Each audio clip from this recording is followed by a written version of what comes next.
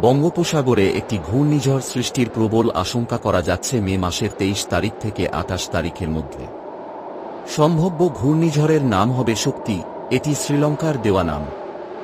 24 থেকে 26 মে এর মধ্যে ঘূর্ণিঝড়টি ভারতের ওড়িশা উপকূল ও বাংলাদেশের চট্টগ্রাম উপকূলের মধ্যবর্তী যে কোনো স্থানের ওপর দিয়ে স্থলভাগে আঘাত করার প্রবল আশঙ্কা করা যাচ্ছে। তবে সম্ভাবনা অপেক্ষাকৃত বেশি পশ্চিমবঙ্গ ও খুলনা বিভাগের ওপর দিয়ে স্থলভাগে আঘাত করার।